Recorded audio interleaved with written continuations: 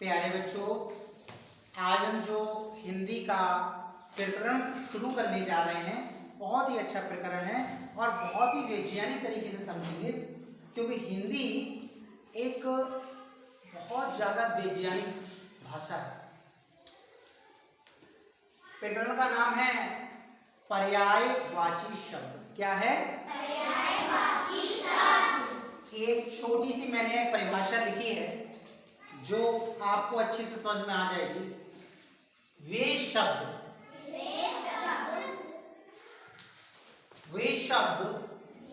जिनका भाव एक सा होता है, ठीक है, वो पर्यायवाची शब्द कहलाते हैं।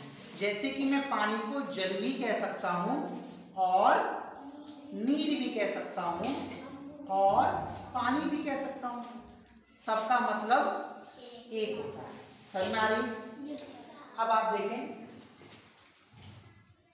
पानी, जल कहा, नीर कहा, अम्बु कहा, तोय कहा, वारी कहा। अगर आपको ये 5 पर्यायवाची शब्द याद हैं तो आप बादल के, कमल के, समुद्र के अपने आप याद कर लोगे। कैसे? ध्यान से सुनिएगा। जल नीर अम्बु तोय बारी, याद हो गया? पानी के 5 पर्यायवाची, जल नीर अम्बु तोय बारी। ठीक है, अब बादल की बात करते हैं। देखिए, पानी को उत्पन्न कौन करता है? पानी कहां से पैदा होता है? तो जमीन से आता है। और जब बारिश होती है तब कहां से आता है? जब बादल से पानी आता है, यानी पानी का पिता कौन हुआ? बादल। क्योंकि पानी को कौन पैदा कर रहा है? और दा का मतलब क्या होता है? दा अक्षर का मतलब मैंने देखिए लिखा है नीचे, को पैदा करने वाला। अगर किसी शब्द के बाद में और वो सार्थक शब्द बना रहा है और हम दा जोड़ रहे हैं तो उसका मतलब होता है उस वस्तु को पैदा करने वाला। अब आप देखिए, जल को पैदा करने वाला कौन है? बादल। जल के बाद हमने दा जोड़ दिया, याद हो गया? ऐसे नीरद, नीरद में क्या हो गया? बादल। अम्बुद, अम्बु में दा जोड़ दिया, क्या बन गया? बादल का पर्यायवाची। तो यद, बादल का पर्यायवाची। वारिद, यानी दा एक ऐसा अक्षर है जिसका मतलब है को पैदा करने वाला। किसको पैदा करने वाला? जल को पैदा करने वाला, पानी को पैदा करने वाला।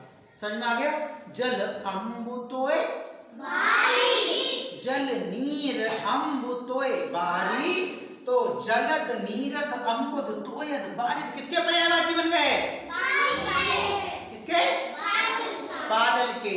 क्योंकि हमने दा जोड़ दिया और हम दा हटा दे तो जल नीर अम्बु तोय बारी, ये पानी रहेगा। ठीक। अब आप देखिए कमल, कमल कहाँ खिलता है? तालाब में पानी होता है वहां पे। अब देखिए इसमें हमने क्या करा, देखिए ज्यादा मतलब क्या होता है? जहां का मतलब होता है से पैदा होने वाला, ठीक है ना? जो वस्तु जहां से या कोई चीज जहां से पैदा हो रही है, अगर वहां पर हमने जा जोड़ दिया, इसका मतलब उससे पीछे जो लिखा है वो चीज उससे पैदा हो रही है, उत्पन्न हो रही है। मतलब जल से उत्पन्न होने वाला या जल से पैदा होने वाला कमल है। नीरज अम्बुज तोयज बारी, बारी का वारी, तोय का तोयज, अम्बु का अम्बुज, नीर का नीरज, जल का जलज। याद हो गया? यानी आपको अब 5 या 15 3 18 पर्यायवाची एक दूसरे से मिलकर याद हो गए। आसान है? Yes sir. इसलिए कहते हैं हिंदी एक ऐसी वैज्ञानिक भाषा है जिससे ज्यादा वैज्ञानिक भाषा कोई है नहीं, और उससे भी ज्यादा वैज्ञानिक भाषा हमारी है संस्कृत। अंग्रेजी की जितने भी शब्द हैं अधिकतर संस्कृत से लिए गए हैं।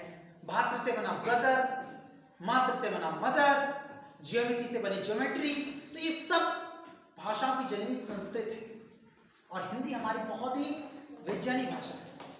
अब बात करते हैं समुद्र की। समुद्र भी इसी से याद करेंगे। कैसे? अब आप ये देख रहे हैं धी है। क्या है बच्चों? धी का मतलब है भंडारक, जो भंडार कर ले, इकट्ठा कर ले, संचित कर ले। जैसे गेहूं की कुटिया में क्या संचित करते हैं? गेहूं। चावल की कुटिया में चावल।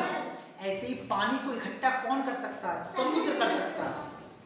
सारी नदियां, नदी, नाले, तालाब, सब इस सब का जो पानी अगर निकलता है, तालाब तो नहीं, लेकिन जो नदियां हैं और जितने भी नाले, सब पानी कहाँ जा रहा है? समुद्र में। यानी समुद्र इकट्ठा कर रहा है, भंडार कर रहा है, इसलिए उसे भंडारक बोलते हैं। यानी जो धी है, धी का मतलब होता है भंडार करने वाला, इकट्ठा करने वाला।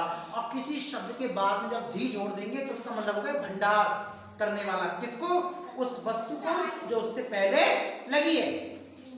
यानी जल लिखा, जल में धी जोड़ा, जल को भंडार करने वाला, जलधि यानी समुद्र।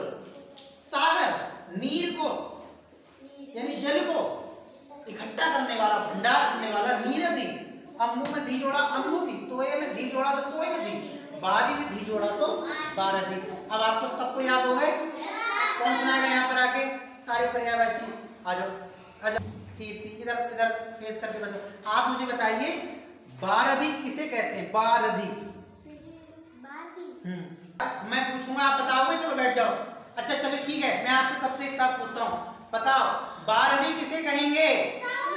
Very good. नीरज किसे कहेंगे? नीरज, नीरज। कमल को, नीर से पैदा होने वाला तो ये सब आपको याद हो गए? अब इसको एक बार इसका रिवीजन कर लीजिए, पुनरावृत्ति कर लीजिए और घर पे जाकर याद कर लीजिए। है आसान?